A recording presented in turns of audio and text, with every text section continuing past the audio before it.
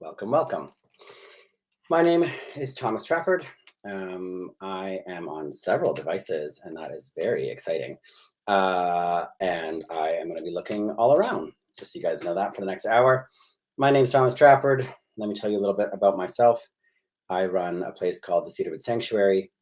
It is a place that is accepting of all people, all walks of life, and its mission is to help you heal and to connect you with yourself and with spirit. So if you're here, you probably have been watching my reels that I have been posting for the past couple of days. I was going over different topics and giving you a little bit of a taste of what we're going to be talking about today, and what we do at the sanctuary. Please feel free to, in the comments, let me know where you're watching from, anywhere in the world. I know we have people from all across Canada, but I'd love to know where else you guys are coming from. So give me a wave or a like, put the hearts down in the comments, and ask your questions as well. Absolutely. Let's get some dialogue going about spirit. So let's introduce me a little bit. I've been doing this work, well, in many ways, my whole life, but the Cedarwood Sanctuary has existed since 2018 going into 2019. And the business was originally in the GTA in Toronto, Ontario, Canada. But now we are operating out of the eastern shores of Vancouver Island, British Columbia. And it is very beautiful today.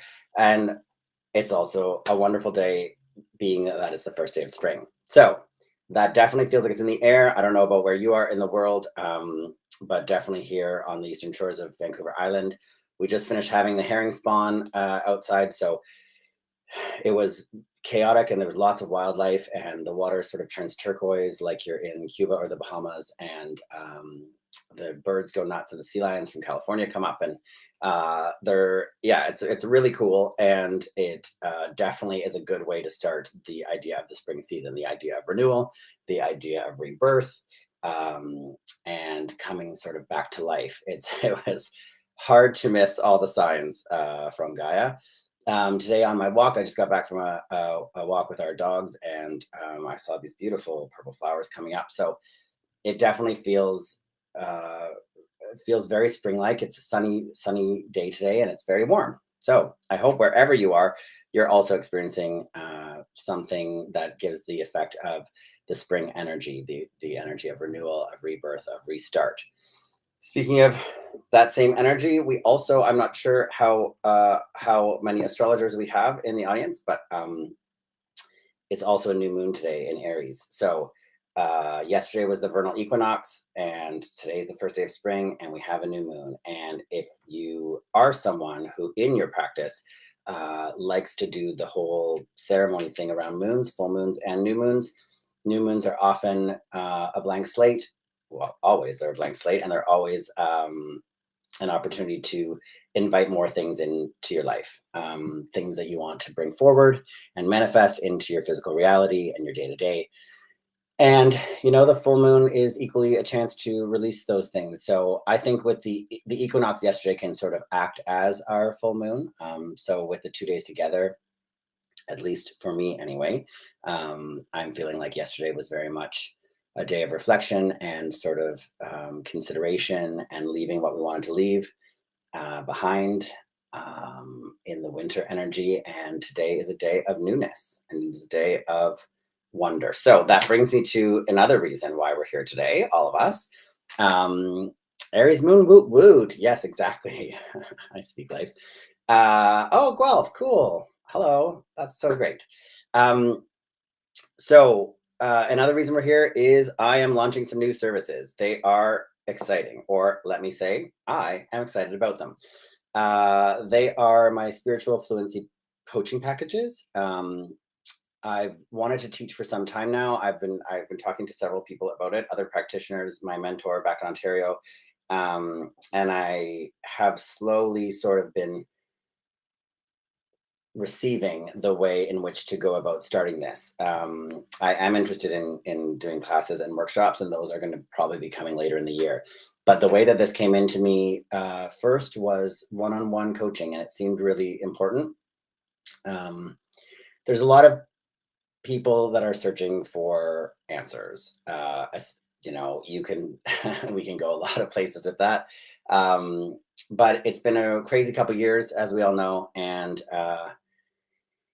we've all asked ourselves a lot of questions. We've asked a lot of questions about the world that we're living in. And I think a lot of people have decided what is important to them. I think there's been some movement of the needle in terms of what we perceive as value, both our own value and, um, you know, the value that you bring to your community and to your job and to the world in general. So, I was going to say I certainly ask those questions, but I know from talking to a lot of people that a lot of people have. So, um, in that vein, I was sort of thinking about. I know a lot of people who started their own businesses. I know a lot of people who decided to sort of reclaim their time, reclaim um, their space, set some boundaries, both like professionally and personally, and sort of are trying to move into a different era in their lives. And I am here to support that, and I'm here to help. And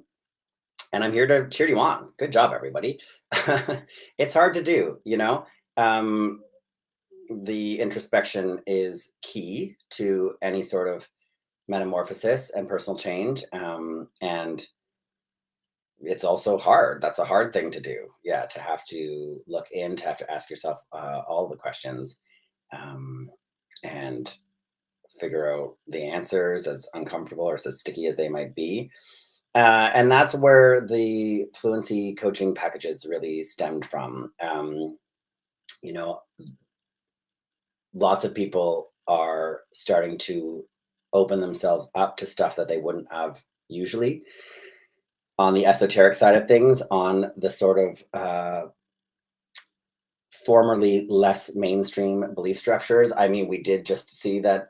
I'm personally was very curious to see how the world responded to all of the flying objects in the sky. And it was what the best thing about it for me is that no one really freaked out that much, and the people that were the most concerned were concerned of the idea of it being something earthly. So I was like, well, we're already in a better place than when I was growing up. And you know, the idea of aliens was still quite out there. So I think, you know, that's a very small example. In It's a drop in the ocean of change of what I've been seeing in the past couple of years. But people are definitely hungry for knowledge, for new learnings, for learnings that they feel they didn't get, for perhaps people are disillusioned with the systems that they're finding themselves in. I mean, like I certainly am. So there's a want and a hunger for something else, for a more complete picture, and to better understand ourselves and our own place in it all, when when it itself seems sort of rocky. And when the things that we've been doing, the behaviors, the, you know, coping mechanisms, the relationships, the patterns, we're starting to, it's getting really obvious that those aren't working necessarily, and that there's some things to change. So that's what we're here to talk about today. And as well as introduce the coaching packages, which I think you might like. If this is sounding like where you're at in your journey, if you're asking yourself some questions about who you are and what your belief structure is and where it came from, and if you're hungry for more connection to yourself, to your heart, and to therefore the cosmos, then yeah, you're in the right place. So let's have some fun for the hour. I pulled some decks. I don't know. I think Instagram can see more of my desk than you guys can on Twitter and Facebook and YouTube. But I pulled some of my favorite decks, and I think we should start with pulling some cards. I think that feels really good. I have a few here. They're my favorites to work with. And you know what? Given that it's spring, let's start with this one. This is the Work Your Light deck. The artwork's by Danielle Noel. Danielle Noel just put out this deck as well, the Ocean Dreams. It's extremely beautiful. The art and the cards are very moving. I thought, given how proximate I am to the ocean, I had to have it. Her artwork's beautiful, and she's collaborated on some other decks with Rebecca Campbell. So this is the Work Your Light deck, and we're going to see what it has to say to us. So, everyone's spring's been going well. Let me know in the comments below. And let me know if you use Oracle decks too. I'm very curious.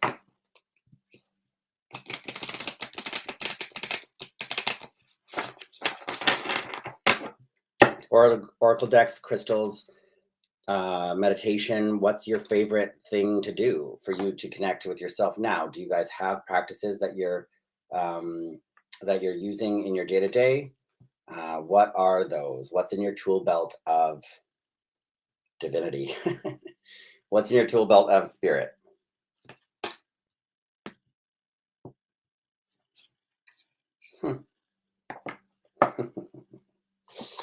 Well, that's beautiful. So the first card we pulled is the Priestess card. How are you being called to step up and lead? This couldn't be more perfect given what we're doing today on the live. I'll hold it up there a little bit more for Instagram. Yeah, how are you being called to step up and lead? How's that showing up for you in your own life? How's that showing up for you in your community and in the things that you find that are lacking in that community? It's also very beautiful that it's the priestess energy, which is also the feminine divine, and that's very that's Persephone and Gaia. That's very fitting for spring. So that's the first one, and it's a great topic for us to lead into here. How are you being called to lead? And then the second card is Lemuria, creating heaven on earth. It's happening, and I believe that it is absolutely there for the Instagram audience. But you know, it's not coming tomorrow, and it needs a lot of groundwork before we get to a place where I think a lot more of humanity is happy and healthy and taken care of and seen in an equal way. The Cedarwood Sanctuary is very much a believer in unity consciousness. You know, I think that we are all expressions of the divine that have incarnated into physical form, and we are trying our best, you know, and I think the more we can come back to unity consciousness and divine love in all things, it helps ourselves. That's the biggest secret of all of that, is that it helps ourselves. It helps you in who you are. It helps you be less stressed and less anxious and feel less disconnected. If you think about the idea of safety, yeah, when we can relax and breathe and reset our nervous system, we're a lot more ourselves, and we're a lot more able to choose things that are closer to love and connection and unity than the opposite. So how are you being called to step up and lead? If anyone has some thoughts on that, please let me know. Absolutely. And let's get into it in terms of the packages. So again, these are set up for people who want to have conversations that are like this and a little deeper and maybe a little weirder as you sort of dive into all the parts of yourself. Here's the thing, you know, we have a certain setup, at least in our Western culture, of who we are, right? We have this sort of biological framework. It's the same with our medical system.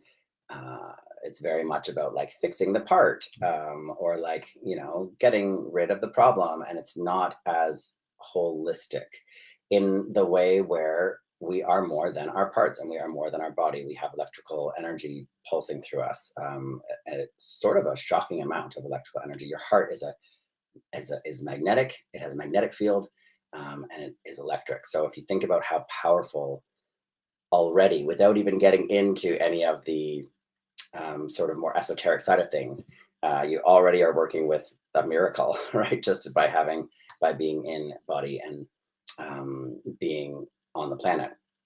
And that doesn't not come with its challenges. I'm not saying that, but there's more to us than that. We can measure our electrical output. We can measure our magnetic field. There's been a lot of advances in the field of quantum mechanics and quantum science about sort of how far outside of your physical body your energy field goes. I think it's something like 10 feet. I think if you're on my YouTube channel, I have a video about that as well.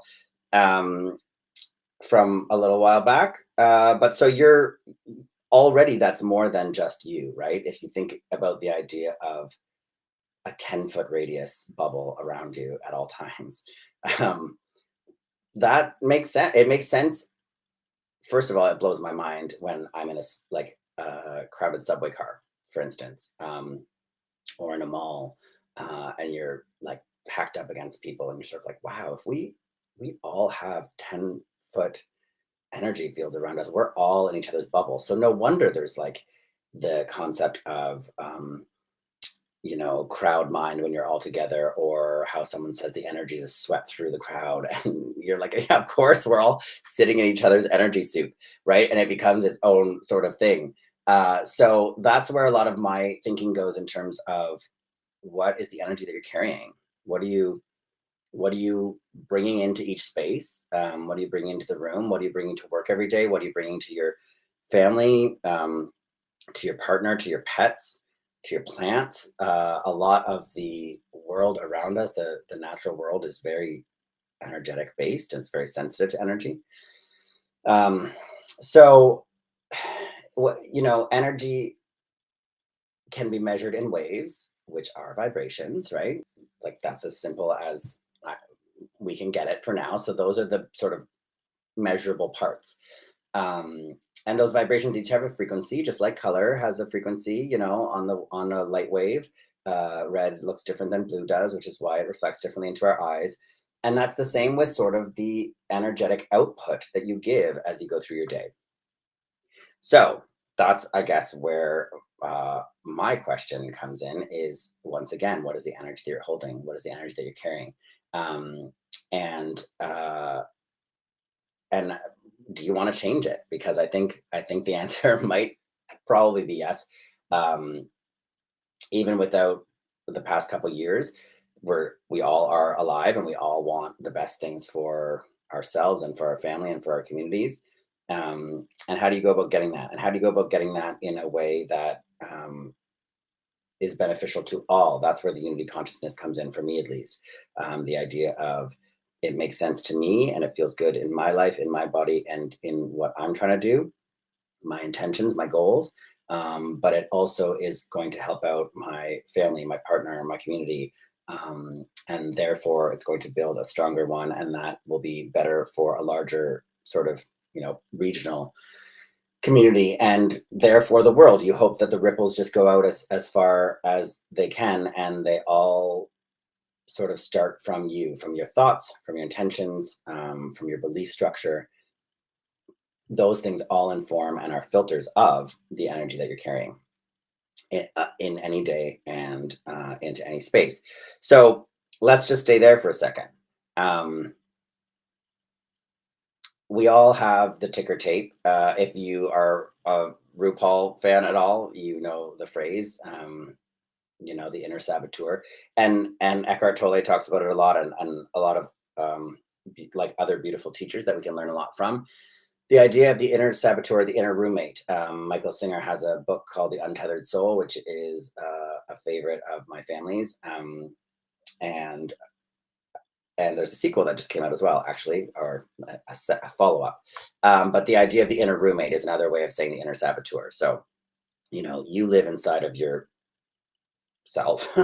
If you go into that voice, the voice of your consciousness, like, where is it? I think a lot of us think it's in our brain, or uh, wherever, but there's definitely sort of the voice inside, the ticker tape inside of thoughts, right? And not all those thoughts make it out of our mouths, hopefully not.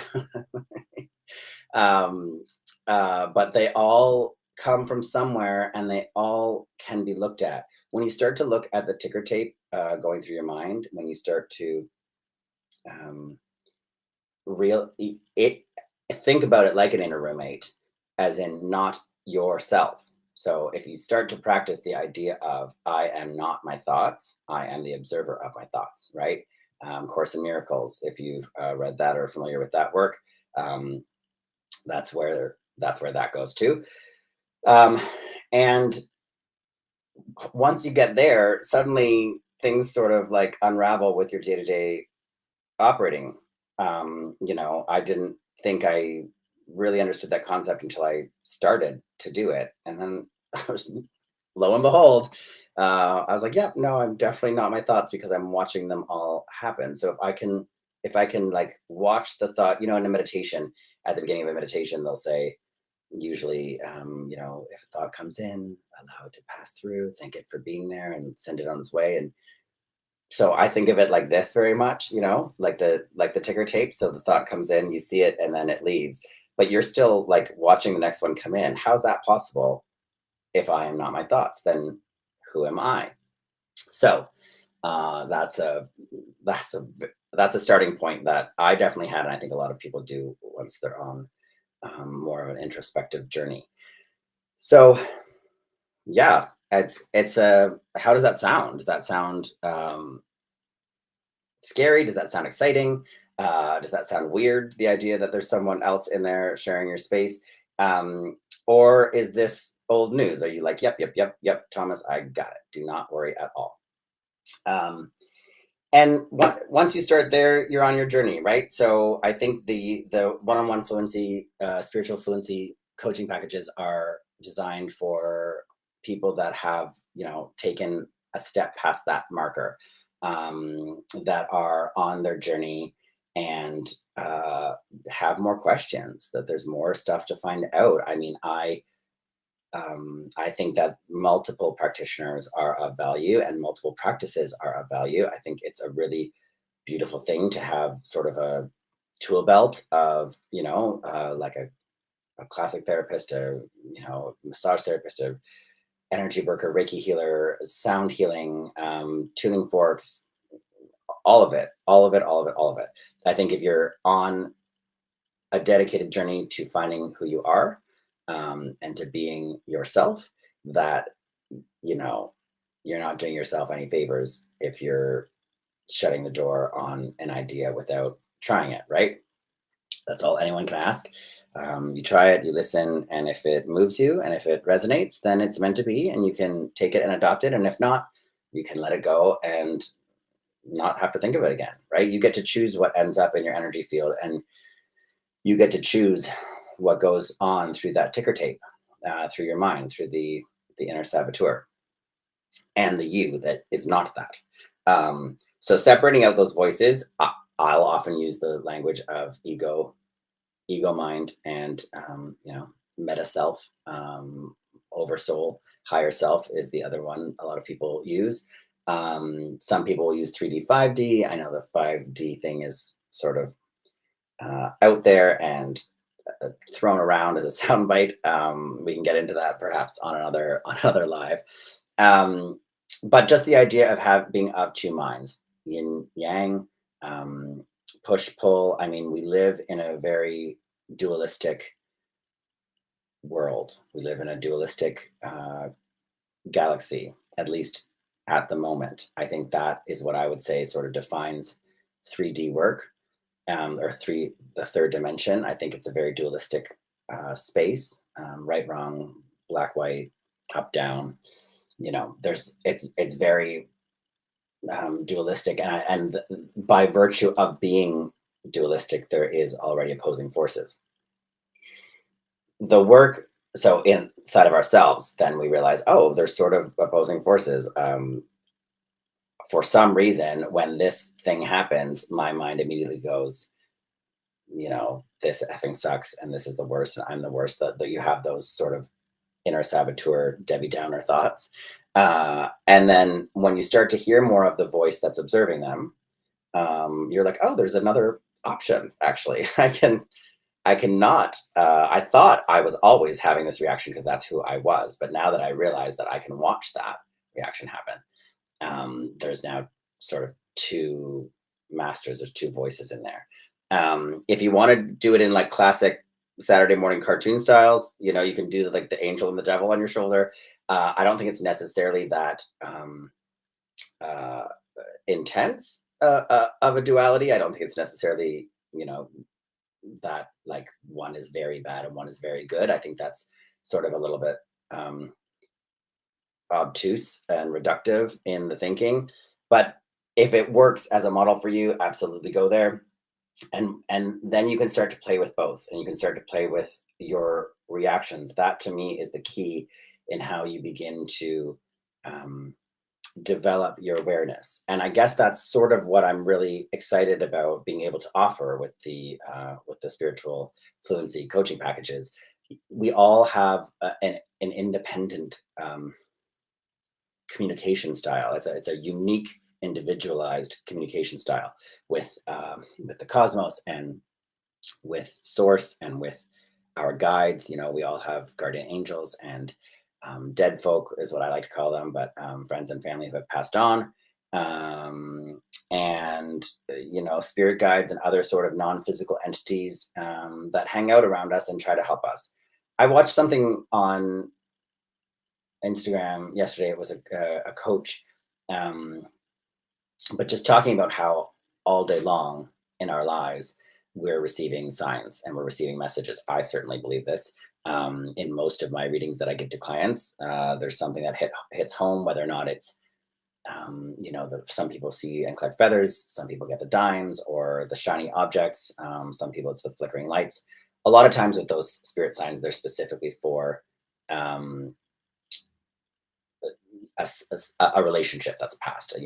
Grandma's here, or dad's in the room because I can smell his cologne and the lights are flickering.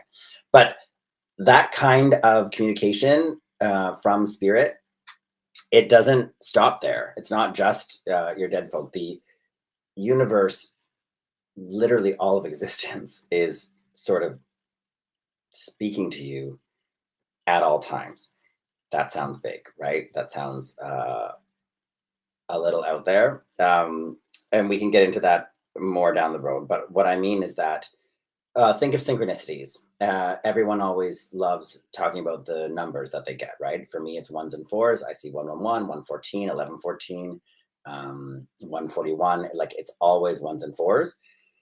And some people it's the twos. There's a bunch of numbers that people get in sequential numbers, but they are also signs, and it's shocking how loud they are when you start to listen, when you start to notice. Um, and try it out. Like, let me know. I would love to know how that is sort of hits you in your day to day, because the first couple times you do it, you're sort of always not believing it a little bit. Like you're like, well, okay, sure, 1114, like what's the sign? And then the next time you hit it, you're like, huh, that it's 1111. I was just having that thought about like, gee, our signs aren't real. And so you'll sort of start to track how it comes in. And that's just too cool.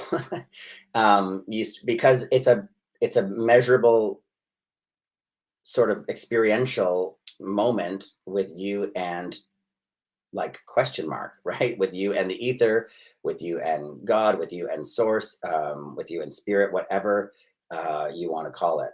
Um, you start to feel the engagement in a way that like truly there's a season of disbelief in that. Um, and then you're like, no, yeah, it makes sense. And what I'll say now with the numbers specifically is when those come in for me, uh, or any sign, let me say any spirit sign, think about the last thought that you had. As you start to like recognize them and say like, oh, I do actually, I see like twos all the time. I see license plates with 222. I see, every time I look at the clock at work, it seems to be 222. And and think about what your thought was right before you looked at that clock. That to me is often what the message is. Um, for me, it is catching myself having what I would call a sort of third dimensional or egoic thought. So that's the inner roommate, right? That's the ticker tape of the inner saboteur. You have the thought of like, oh yeah, but I'll never be able to go to Mallorca. And then I like to catch myself with negative self-speak. I think that's something that's widespread in the self-help and coach life direction coach community. The negative self-speak doesn't get you anywhere. It's literally making your vibration dense and keeping you further away from being able to elevate your consciousness and access your higher mind and the higher realms that are just waiting to communicate with you. So what I started to do was I noticed that like I would have a thought like that. What was my example? Gee, I'll never be able to go to Mallorca.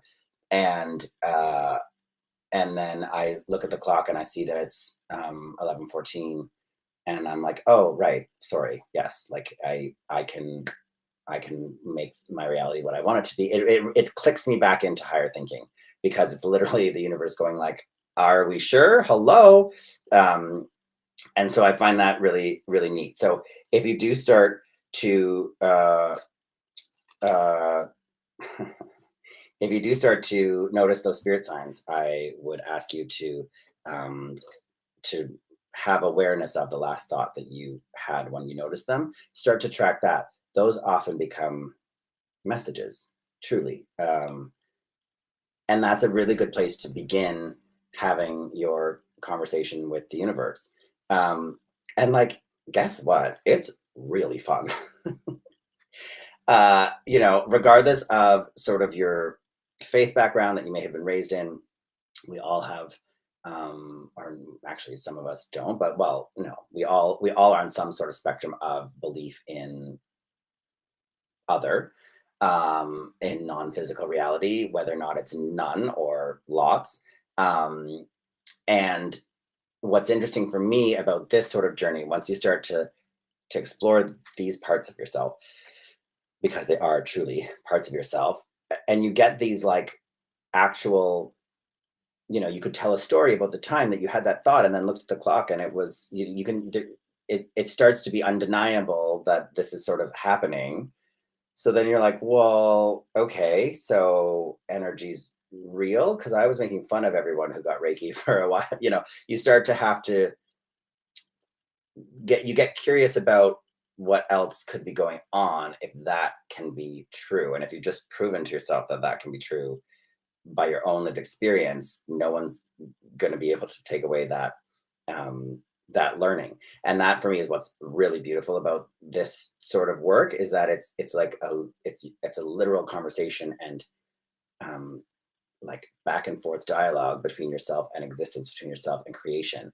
And for me, that really helps me land in the idea that I am of creation as well as in creation. So I'm a divine, eternal being that is experiencing singularity and experiencing separation, experiencing individuality as a human being named Thomas Trafford. Okay, that's a big concept to chew up. But what does that mean? So as you start to do these little tiny things, these little micro things in your day-to-day life, you get to a place where you're like, okay, this is not woo woo. This is not hogwash. Just trying to think of a better oldie timey word, but there's merit to it. And so I want to explore it more and I want to know what that means. Let's take a pause for a second. I just pulled two cards. This deck is a deck that a friend of mine, who's also an energy worker and healer out of Victoria. Her name is Sarah, and her business is Soul Word Bound. If you want to check that out and order a deck yourself. I love this deck because it's only one word. And these two are very interesting. Um, and they've led me on to my next point. Thank you, Spirit, for keeping me on task. So the first one is grief, the grief card. And the second one that I have here is trust. Sorry, Instagram, right? So where this brings me is grief as a rebirth. I spent some time as a grief counselor, and I still do grief work with clients. I went through a large period of grief myself. This is sort of actually what tipped me into this work, is trying to understand.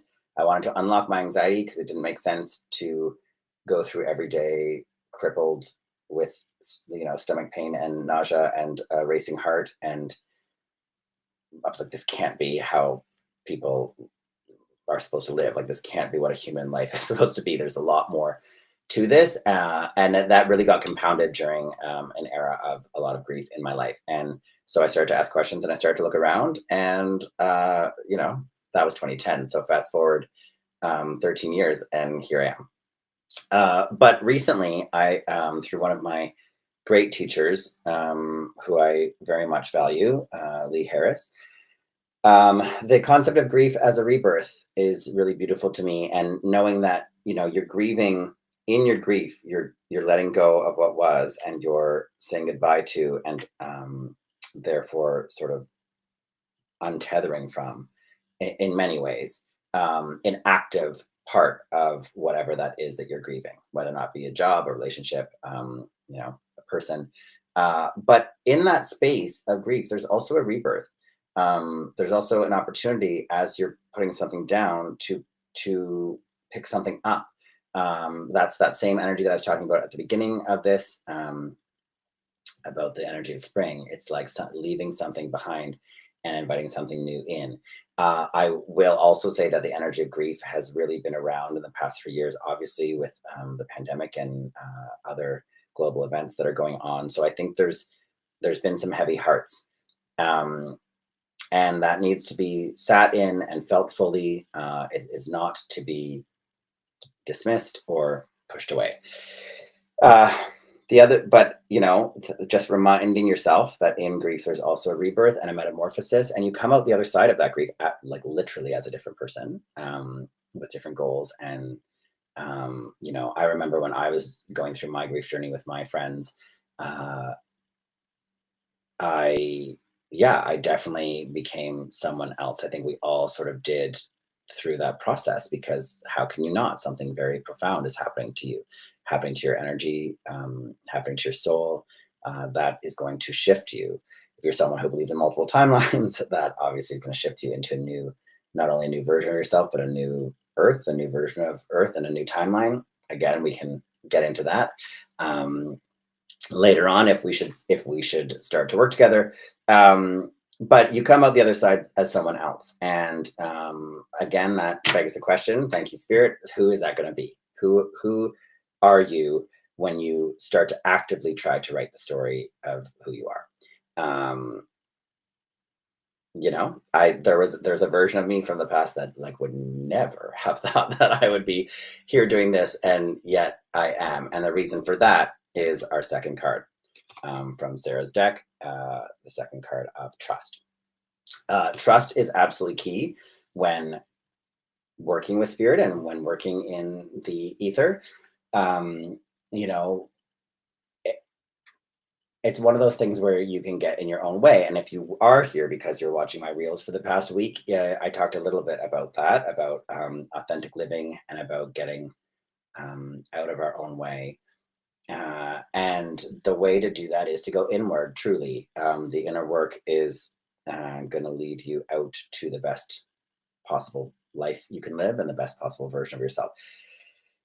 Again, it's not for the faint of heart. It's not always easy. Like, there's a lot of unraveling. I think you have to be willing to sort of undo yourself, to challenge your ideas, and your beliefs, and that, for me at least, going back to the unity consciousness, and the sort of divine love, uh, most of the time when we look at those things we don't like about ourselves, we're really wired societally to self-deprecate.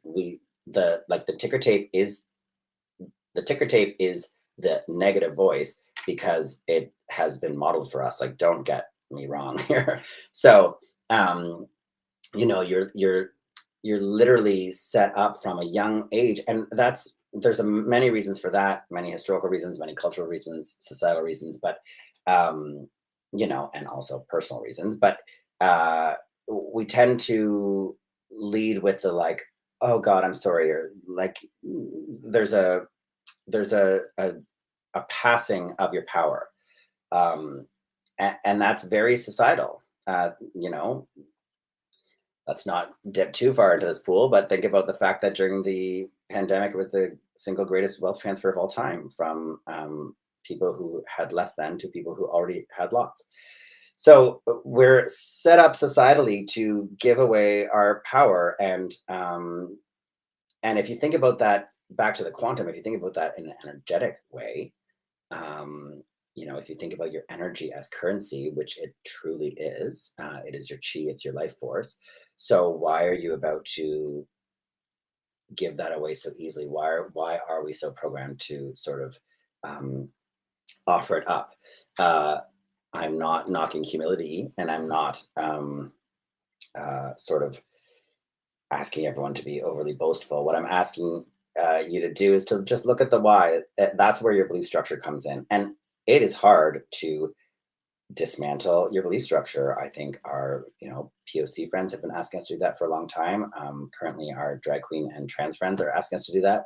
Um, so there are, you've got to figure out why you think what you think, and yeah, like I was saying in my reel, a lot of times that is sort of familial and societal and cultural, and it just sort of happened because you know that's how people talked around you, that you witnessed as a young person and growing up and hearing things on buses and schoolyards, and like table talk at Thanksgiving and all of those things, and just sort of absorbing that and taking that in. So you get to a place where you're in your adulthood, I don't, you could be anywhere from sort of like 18 onward.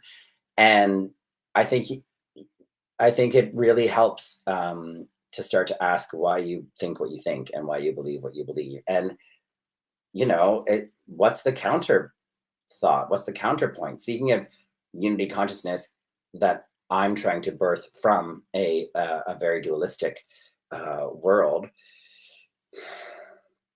right? Like, these people are saying this thing and these people are saying this thing. Well, let me look at it and consume both of them. And you know what? I trust myself. I trust my relationship with divinity and source. No one has authority or autonomy over me, and so I can then choose the thing that resonates with me and makes the most sense, and I can move on. I can leave the rest.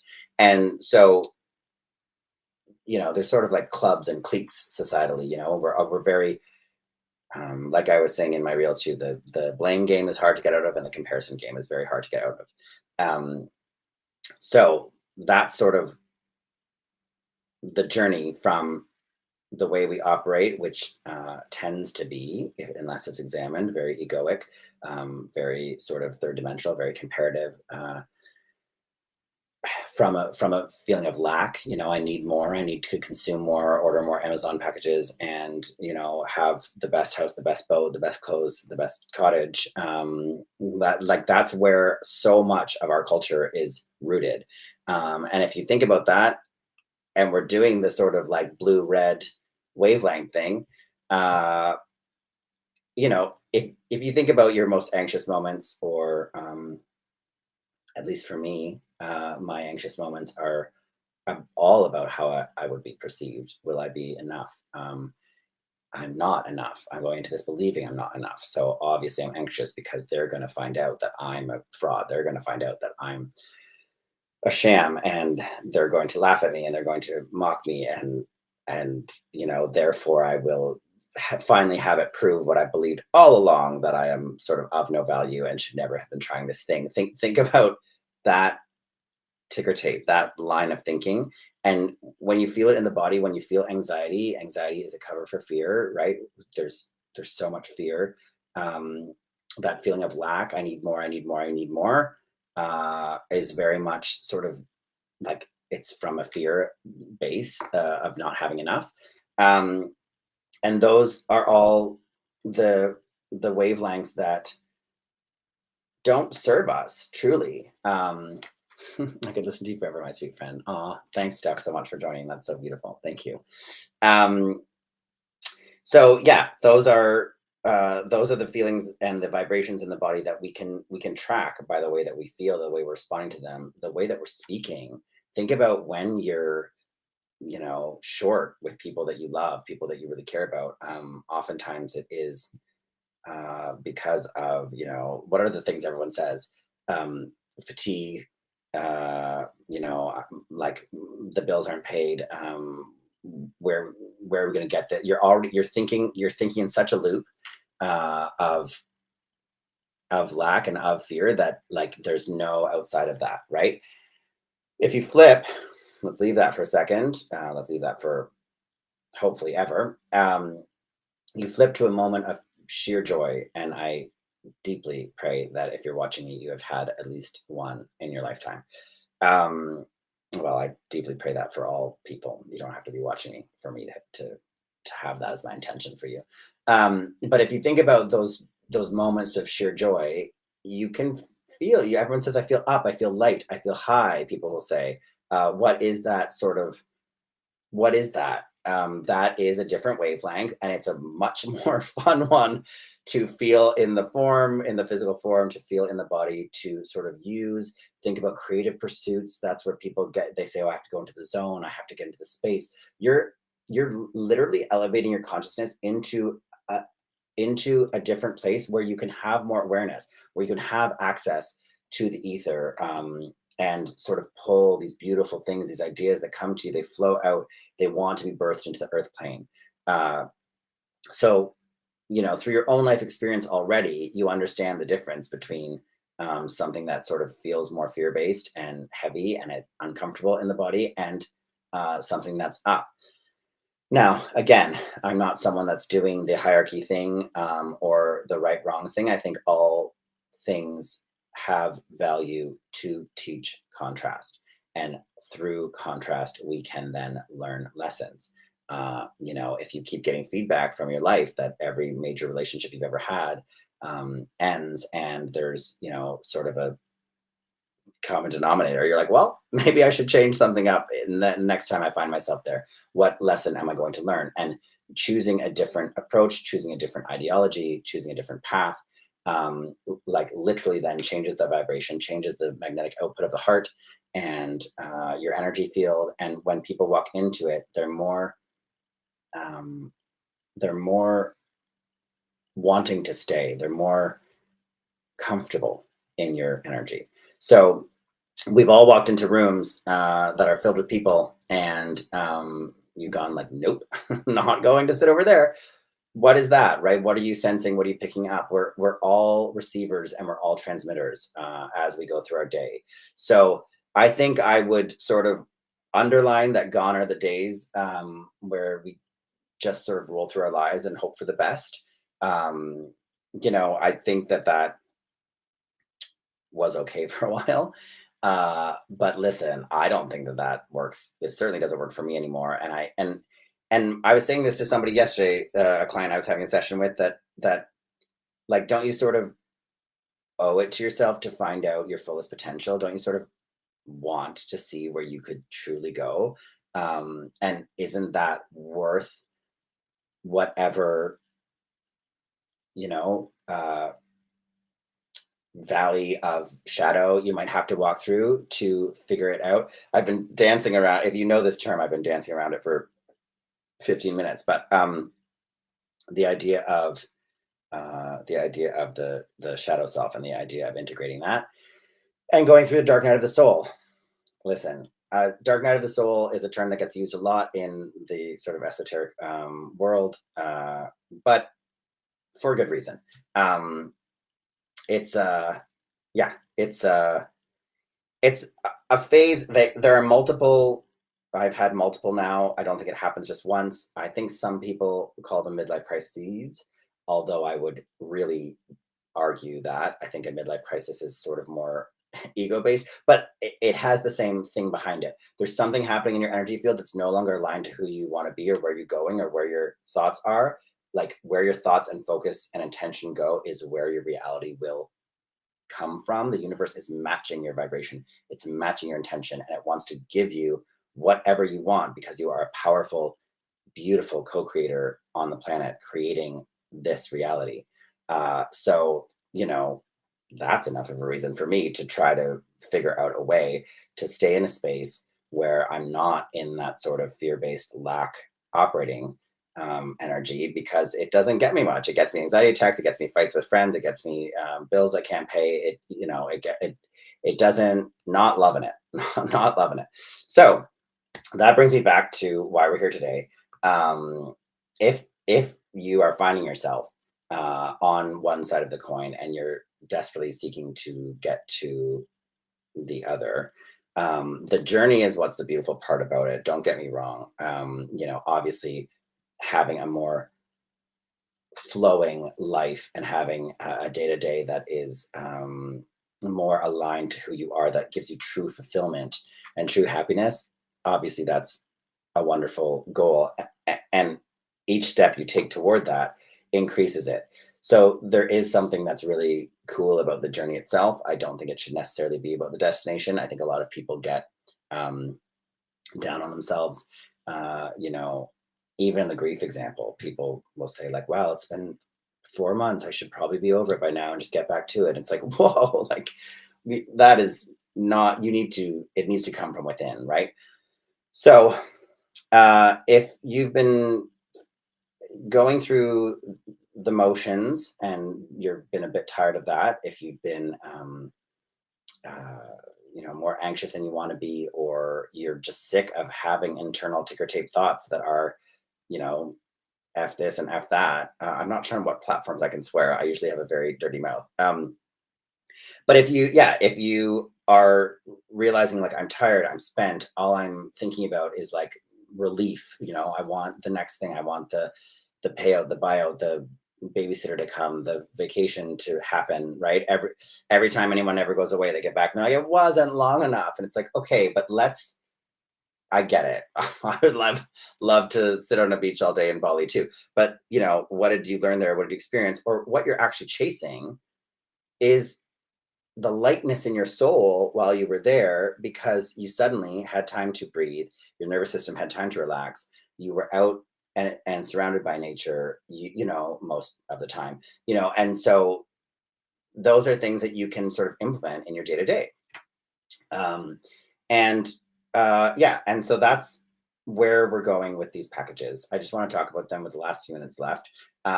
If you're curious about anything I've talked about so far and you want to give it a go, you can always find out more at the website. It's www.thecedarwoodsanctuary.ca, thecedarwoodsanctuary.ca.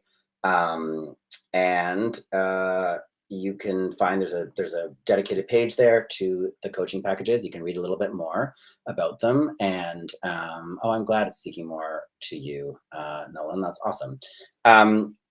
So you can look them up there. You can read a little bit more about them, and you can see whether or not they speak to you. You can also book a completely free complimentary call to see whether or not this or any of my other services are things that you would be interested in.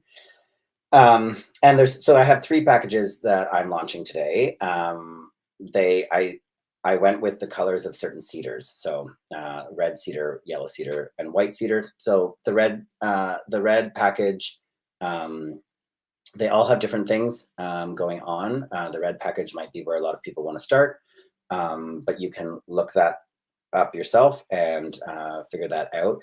As the packages go on, there's more things added, more time for discussion, more time for integration, and also some energy work thrown in with some Reiki sessions and other resources and cool things. So definitely check it out, um, uh, and see how you're led. Um, I also want to say that because today's the first day of spring, we have a sale on them. So I'm doing a 10-day sale from the 21st, which is today, to the 31st of March, up to 25% off, I think, on all the packages. It's like, even on the red package, it's $300 worth of savings. It's unreal. So by signing up today, if you're watching me live or if you're watching the replay, I'm going to leave this sale open for 10 days. So from the 21st to the 31st. And check it out. They're amazing savings on. They won't last forever, and you can see where you're led and see what calls to you.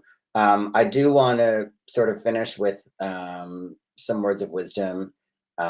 In your part in this isn't small. I think I think that's another thing we've sort of gotten drilled into our heads, right? Who am I? What can I do? God, even with recycling single-use plastic, wow, I'm just one person. Okay. But we've heard that for years from the recycling front, right? Like, yeah, but one person makes a difference. Even in like purchasing power, right? If everyone stops buying one product, well, that product's not going to get made anymore, right? So I think we've sort of been indoctrinated to think that we don't have the power. I think that's something that has really been hammered home to us, and I think that that is for very specific reasons, but we won't have to get into those today either. And so, yeah, I encourage you to remember your greatness. Um, it's hard to do, uh, especially if you're just starting out on this journey. The healing journey is a fascinating road, but getting to know yourself there's nothing better than that. And I think if you're getting to know yourself while you're getting to know your spirit guides, your guardian angels, talking to grandma who has some wisdom because she died when I was 8, those things that, the idea of the larger kaleidoscope that is you. I like to think of it like this. I'm me in this body on the physical plane, but, and we think about it as 3D. So think about the idea of 4, 5, 6, 7, 8, 9, ninth dimensional entities. Of course, they would seem and be non-physical to us because we're in this one. But there's also parts of you that are in all of those dimensions. There's parts of you that are source itself, right? That are creation itself, embodied. You have incarnated. You're a spiritual being that decided to incarnate. So I always think of like my 3D self as sort of the mask or the face. And then behind, there's so many other versions of you. Those, you have access to them while you're in this life. You have access to them while you're in this body. So don't be fooled. You are a powerful co-creator on the planet. You deserve health and wealth and happiness. You deserve your most authentic life and your happiest life, therefore. And you deserve connections with other people that are like-minded and supportive and see you for who you actually are and love you for that. And yeah, that's what I have to say. So I'm just going to end with some cards here from the Kyle Gray Oracle deck. I love Kyle Gray so much. If you don't know who he is, you should check him out. This artwork's by Jennifer Hawkyard. It's The Gateway of Light Activation by Kyle Gray. And yeah, definitely spend some time thinking about what I've said today and figuring out who you are, what story you're telling, who you want to be, and what that means for you. So, without looking at the book, because I don't know this deck very well, with a minute left, the Akashic records come up. So we're clearing old stories, we're releasing past lives, and we're getting freedom from that, freedom into who you actually are and what you're doing on the planet and why. We also have Soul Star activation coming out. So fulfilling your soul contracts, that makes sense. Remembering who you are. So God, I love spirit so much. So the cards are echoing all of that. Look how beautiful that is. And then the halls of MNT initiation. So secrets are revealed, treasures are uncovered, initiations. There you go. So what are the secrets that you might reveal about yourself? What treasures are uncovered? And what are you going to be initiated into in terms of your practices, your wellness, and who you are and who you want to be? So that's all for me. Please head over to www.thecedarwoodsanctuary.ca. Check out all the services, as well as specifically the one-on-one spiritual fluency coaching packages. If anything I've said today has resonated with you and you'd like to continue this conversation, thank you so much, guys, for watching. I'm really, truly honored. This was my first live, and look at that. We did it. And happy spring. Enjoy. Much love. Much love. Bye.